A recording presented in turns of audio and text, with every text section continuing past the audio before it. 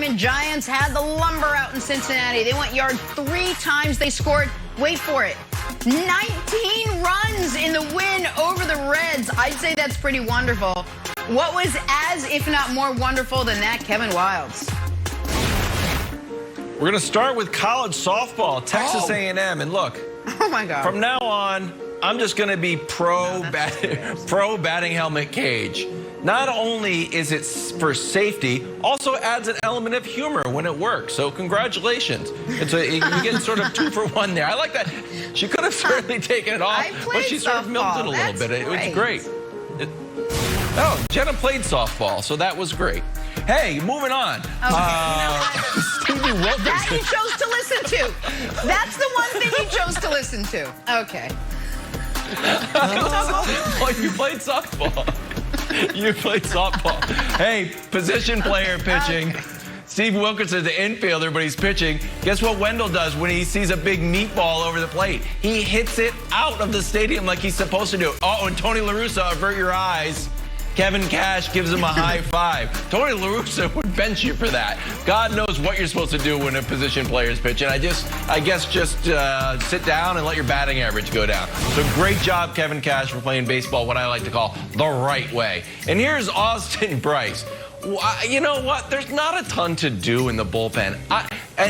You know, Jenna, I try to limit screen time for my kids, but at this point, I'm okay with introducing some Nintendo Switches for these poor guys. Because when you're down to unraveling a baseball, you know what? Let's just get some old Nintendo Game Boys in there. Let's play Tetris or something. Screens aren't all bad, but that's the weird and the wonderful from the National Pastime Show. Very good stuff, Kevin. Oh! Let's shift back to some basketball. So by strike of midnight tonight, we're going to have the NBA playoff fields finalized. You got Grizzlies and Warriors playing for the 8th seed. Then round 1 starts Saturday afternoon already. So now seems like the perfect time for Nick to make his official playoff picks. Nick, take it away, my friend. Let's go. All right, so first we've got to deal with the play-in. I believe the Warriors are going to win tonight's play-in, and so this will be the Western Conference bracket. And by the way, as Wildes mentioned, called me Mr. Perfect, last year, my Western Conference bracket, perfect. My Eastern Conference bracket, thrown off by the damn Miami Heat. But it was the most, if you know, people track these things, it was the most accurate playoff predictions of any NBA analyst in America last season, was the one given right here on this show. So pay attention. That's right. All right, first round in the West right now. A lot of people are going to say Jazz are going to win. Or the Warriors are going to win. The Jazz are going to win. I'm not high on the Jazz, but the Warriors, Brandon's point that they were a 39-win team for a reason is correct. I think the Warriors can get a couple games off them. I have the Jazz in 6. If the Grizzlies somehow win tonight, then I would have Jazz in 5. I am picking against my large adult Slovenian son. It breaks my heart. I don't want to do this, but my commitment to take and gambling integrity demands I give you where I'm actually putting my money. I think it's a great series. I think Luka's good enough to get 2 of them off the Clippers by himself. His teammates will pitch in for 1 more, but in a great 7-game series, the Clippers move on. The next one is fascinating. Nuggets-Blazers. Vegas has the Blazers as a slight favorite. Not only do I not think the Blazers are the favorite, I think the Nuggets are going to score 130 points a game in this series. I think I am going to get so many DMs from Denver and Serbia simultaneously because Jokic is going to annihilate the Blazers, and they're going to win in 5, and I have the Lakers in 6. Advance to the conference finals. First time in franchise history, the Los Angeles Clippers are going to make the conference finals. They beat the Jazz in 6. The Jazz are not going to match up well with the Clippers' wings. And the Lakers easily dispatch of the Nuggets in 5. Jokic at that point is going to be a little worn out. It's going to be a lot like the Western Conference Finals last year where he couldn't handle Anthony Davis. And then the Western Conference Finals everyone wanted last year. Lakers, Clippers, going to be a classic. And it is Lakers in a gentleman's sweep. At this point, what we've seen, Kawhi probably limping down the stretch of a playoff run after actually having to play every game. Paul George, I don't trust him, and they have no one to guard Anthony Davis.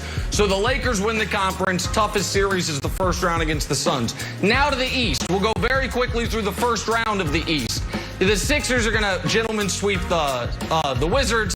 the Knicks in a classic against the Hawks by Game 7. Poor Trae Young's probably going to have a cracked tibia, a black eye. They're going to beat him up. They win in 7. I believe in the Milwaukee Bucks. They're going to exorcise their demons of last postseason. They beat the Miami Heat in 6. And then the Nets, beat the Celtics in 5. It might be a sweep, but I'll give the Celtics 1 game. Now to the controversial part. Obviously, the Sixers will beat the Knicks in 5. I think Milwaukee beats Brooklyn. Game 6 in Milwaukee is where this magical Brooklyn run comes to a close. Drew Holiday is a massive upgrade from what they had last year in Eric Bledsoe. I believe in Giannis. They move on. And then, to me, the 2 best teams in the East all year, the Sixers and the Bucks, play each other in the conference finals. It is an epic conference finals. And the Sixers move on. Sixers in 7 over the Milwaukee Bucks, which would set up a Lakers-Sixers NBA Finals, which, Brandon, was my preseason NBA Finals, I may mention. This is a good, not an all-time, but a good NBA Finals. Lakers in 6, just like they won last year in 6. LeBron gets championship ring number 5. Nobody wants to see this. It's the number 1 seed in the East against the best team in the West. So there it is. There's your full bracket if you want to see it. The most controversial part is probably the Bucks beating the Nets and then the Sixers going to the NBA Finals. But there it is. There is my playoff picks from last year, which, again, I will remind you, got 1 series wrong last year, Bucks, Heat. That's it. So there it is. Brandon, have I convinced you? Is this the day you abandon the Nets? I think it is. I think I've done enough. No, absolutely not. Look, it's Friday. You know, I'm excited for the weekend. Yeah. I'm excited to go, catch some breeze. Look, man, Chris already got me off my pivot, so I'm going to be quick here, man. There's 3 teams that we need to talk about. We need to talk about the Nets, we need to talk about the Clippers, and we need to talk about your Lakers. Let's start with the Nets. There's no way Kevin Durant, Kyrie Irving, and James Harden is going to lose to the Bucks in round 2. Absolutely no way. It's not happening, buddy. The second team, the Clippers. Okay.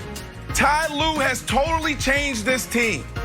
You're talking about Kawhi. He answered the bell, everything. Oh, he won't play back-to-backs. He's not a leader. Well, he did all of that. You are overlooking this team. This team is the real deal.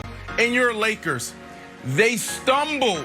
They barely got to the finish line. They are beat up. AD, I don't know what AD I'm going to get. So for you to have them going this far, it's just ridiculous. But I get it. I understand it. You're a LeBron James fan, which means you're now a Lakers fan. So you're going to ride and die for your team. No. But there's no way this bracket holds up. Absolutely it's not. Just analysis.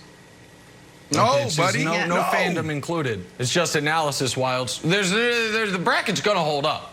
I'm telling you right now, bracket's going to hold up. You know what I'm most nervous about? If I'm totally honest here, I am most nervous, Wilds, that I'm going to regret picking against my own son against the Clippers. That I've got one team that I'm known for not trusting. I got another team that is led by my scion, and all of a sudden I have the Clippers. If the Clippers beating them, my head says the Clippers will win that series because I don't think the Mavs can guard you pick with your the head, Clippers' not your wings. heart. But I thank you, Jenna. I appreciate that. But Wilds, of all those picks, that's the one I'm most squeamish about. That's what I was going to say. I called you Mr. Perfect with an asterisk because you went perfect with an asterisk last year, and I support you. I think this show thrives in 2 ways. One, where you have something controversial to say, and we just cut you down. We just try to throw as many arrows in you as possible. The other way it succeeds is by fully supporting this, which I really like. I like this entire bracket. The question for you is this. And maybe I'll throw it to Brandon. Brandon, you saw please do. the Brooklyn. You saw the Bucks sort of like underachieve in the playoffs for 2 years. And each year Giannis learned something. And now it feels like he's got the time. And we've seen super teams come out and struggle. The Celtics famously didn't, but other super teams take a little while to gel. Are you not worried at all about the gel factor of your Brooklyn Nets who have only played a handful of games together and, by the way, aren't healthy either? 7. Hey, Kyrie Irving. Hey, Jordan. Hey, James Harden. Guys, get in here. Let me tell you what we're going to do against Giannis and the Bucks. This is what we're going to do. Build a wall. That's what everybody else did. That's what Miami Heat did last year in the bubble. Build a wall. He can't shoot. Everybody knows this. Everybody's